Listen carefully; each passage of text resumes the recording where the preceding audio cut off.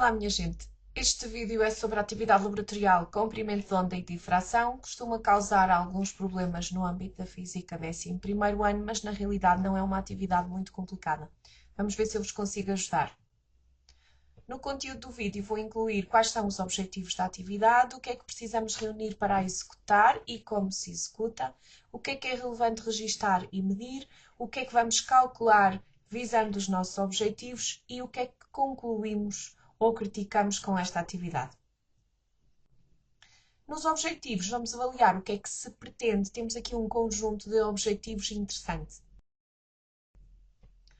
Então, o objetivo primeiro é identificar como é que se pode medir a distância entre dois átomos vizinhos num cristal e, para isso, precisamos observar padrões de difração, determinar o comprimento de onda de uma luz monocromática e observar o padrão de difração de uma luz policromática.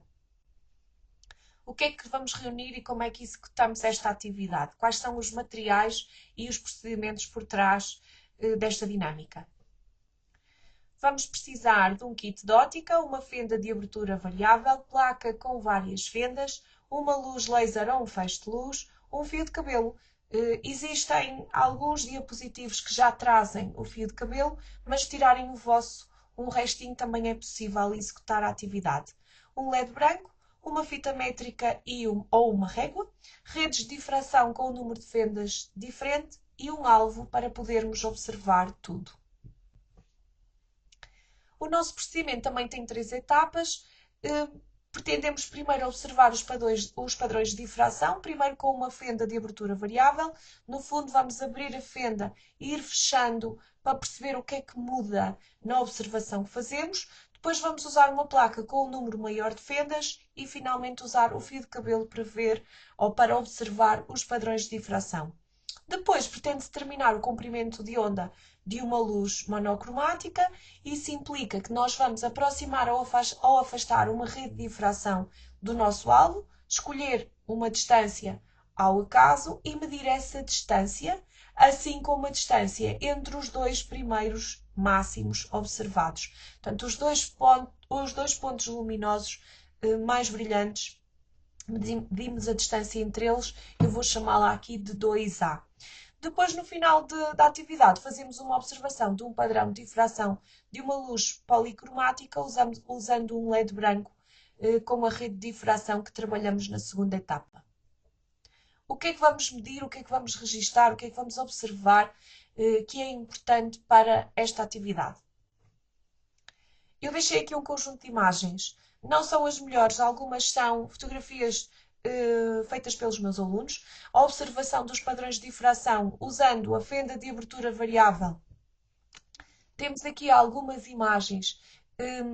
Nem sempre é fácil fazermos o registro fotográfico, mas eu penso que é fácil de perceber que temos zonas brilhantes intercaladas por zonas mais escuras. Aqui penso que será fácil de identificar. Se tivermos mais fendas, o padrão é semelhante. Vamos observar mais zonas brilhantes e mais zonas escuras. A última imagem é com o fio de cabelo. Portanto, à medida que fechamos a abertura da fenda, vão aparecendo mais zonas brilhantes separadas por zonas escuras. Também acontece haver um aumento do espaçamento entre os máximos brilhantes. Se tivermos um número maior de fendas, temos mais zonas escuras e brilhantes e, usando o fio de cabelo, identificam-se claramente os máximos intercalados com zonas escuras. Na segunda etapa deste procedimento, vamos recorrer à utilização de redes de difração para determinar o comprimento de onda de uma luz monocromática.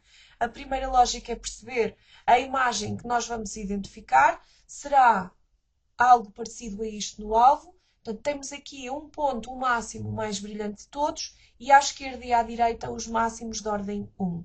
Esta é talvez o primeiro registro importante a fazer para podermos fazer a medição entre cada um dos nossos máximos.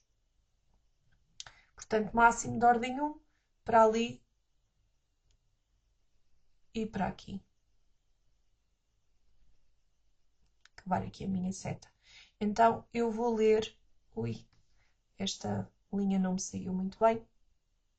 tentar só repeti-la. Vou fazer a leitura desta distância, que há de ser 2A. Vou fazer o registro desta leitura numa tabela semelhante a esta. Também convém registar o L, que se lembram de há pouco, corresponde à distância desde a rede de difração até ao alvo. Nós vamos repetir isto para duas redes de difração diferentes. Eu deixei ali um espacinho. São redes de difração com o número de linhas por milímetro diferente. Podemos trabalhar com, sei lá, 500, 600, 300 linhas por milímetro. O que houver disponível, vamos executar.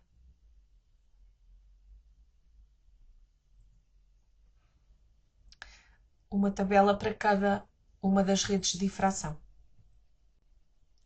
Na terceira fase, é só fazer novamente a observação do padrão de difração, mas recorrendo a uma luz policromática.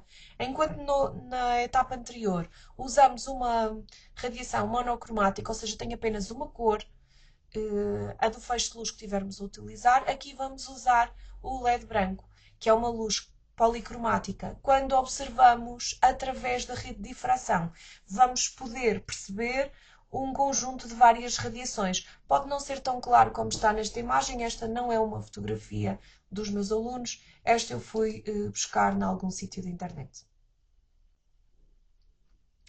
O que é que precisamos calcular visando os nossos objetivos?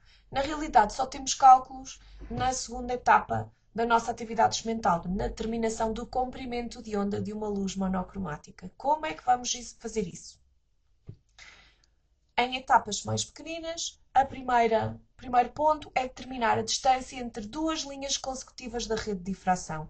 Então vamos determinar o D, que corresponde a 1 milímetro, aqui eu já converti para metros, 1 vezes 10 menos 3 vezes 10 elevado a menos 3 metros, a dividir pelo número de linhas que está na nossa rede. Se for 300, dividimos por 300, se for 500, dividimos por 500 e assim sucessivamente. A determinação do comprimento de onda da luz utilizada é feita com recurso a esta expressão, em que o n representa a ordem do máximo. Nós vamos trabalhar com os máximos da ordem 1, então este n é 1. O comprimento de onda é o que nós queremos determinar. O A é metade da distância que nós medimos para os dois pontos mais brilhantes. O L, a distância que medimos da rede de difração ao alvo. E o D, que acabamos de calcular ali no ponto 1. Depois de fazer esta determinação, vamos ficar a saber quanto é que é este comprimento de onda, que será o nosso valor medido, para podermos determinar o erro percentual relativo. O XA é o valor verdadeiro e há de estar descrito no feixe de luz que trabalhamos. Portanto, se fizermos a diferença em módulo entre o valor determinado e o que está registado, que é previsto, que é teórico, e dividirmos por esse mesmo valor, multiplicando por 100, vamos obter um erro que esperamos que seja baixo.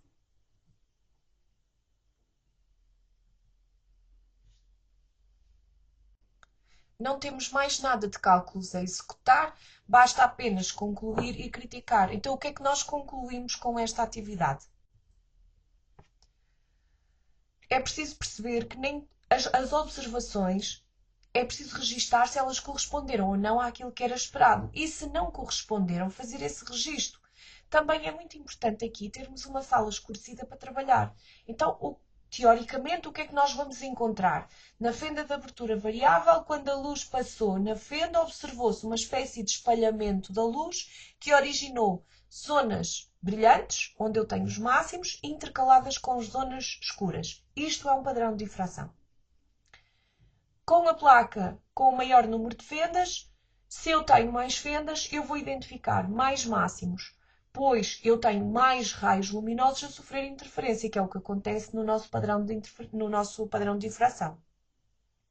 Quando se interpôs o fio de cabelo no caminho do feixe, vamos fazer registro de um padrão de difração semelhante ao que nós temos na fenda fechada.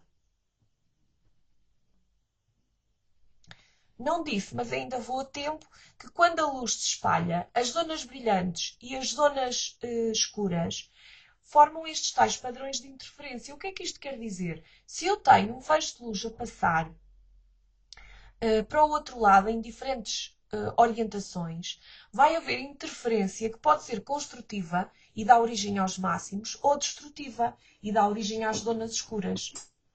Portanto, por isso é que eu consigo observar estes padrões típicos da difração.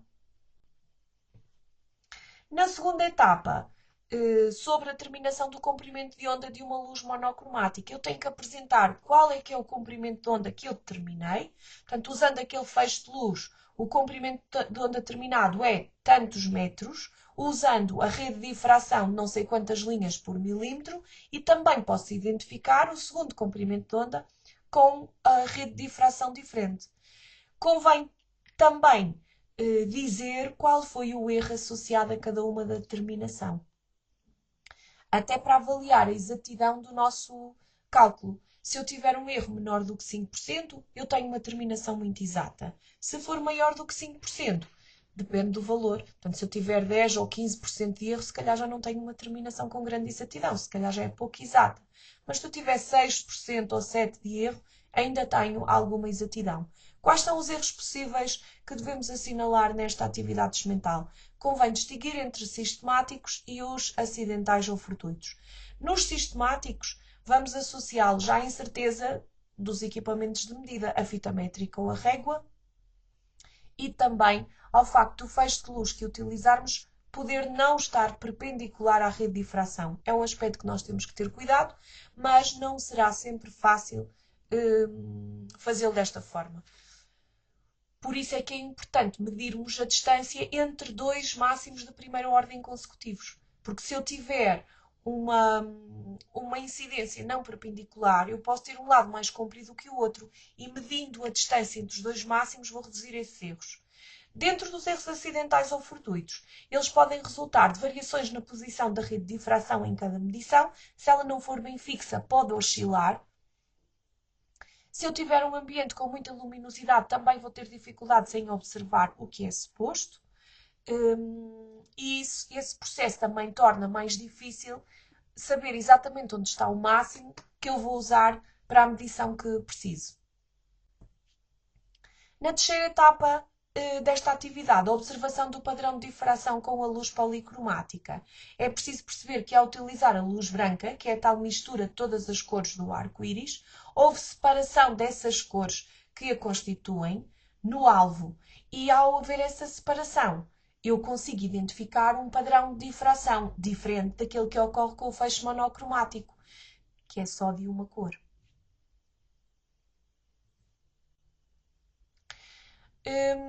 Também podemos perceber, ao nível das redes de difração, na identificação de elementos químicos, que se nós excitarmos, se nós promovermos a absorção de energia por parte dos constituintes de uma substância, os elementos químicos, no processo de desexcitação, vão emitir luz de diferentes energias, às quais correspondem diferentes comprimentos de onda. E como os ângulos de difração dependem desses comprimentos de onda, então, ao fazer-se incidir luz emitida por esses elementos na rede de difração, os fotões com diferentes frequências / comprimentos de onda são enviados para diferentes ângulos. Ao fazer a observação dessa luz, verifica-se que esta diferença acontece com diferentes frequências que são possíveis de medir, assim como de calcular as energias dos fotões que são emitidos por esses átomos. No que respeita ao cumprimento dos objetivos, se conseguimos chegar aqui é porque os objetivos foram cumpridos, fizemos a observação dos padrões de difração e fomos capazes de determinar o comprimento de onda do feixe de luz que utilizamos. Para responder à questão problema, como é que nós podemos medir a distância entre dois átomos vizinhos num cristal? Num cristal os átomos estão sempre organizados com grande regularidade, temos grande empacotamento. Então é como se esse cristal fosse uma rede de difração. Os átomos estão dispostos em camadas, numa rede cristalina, e a ordem de grandeza do espaçamento entre os átomos é mais ou menos 10 elevado a menos 10 do átomo. Isto significa que se eu tiver uma radiação com comprimento de onda da mesma ordem de grandeza, do 10 elevado a menos 10 metro, isto está mais ou menos ali ao nível dos raios-x do espectro eletromagnético, vai-me permitir fazer esta medição. No fundo, da mesma maneira que nós fizemos com a observação do padrão de difração, porque acontece difração. Também é neste momento em que registramos possíveis alterações ao protocolo e a cooperação e o trabalho do grupo, da equipa que nos conduziu à concretização dos objetivos. Espero ter ajudado com esta atividade. Ela, na realidade, não é muito complicada. Se tiverem questões, enviem-me um e-mail ou então deixem-me uma mensagem aqui embaixo. Bom trabalho para todos. Até breve.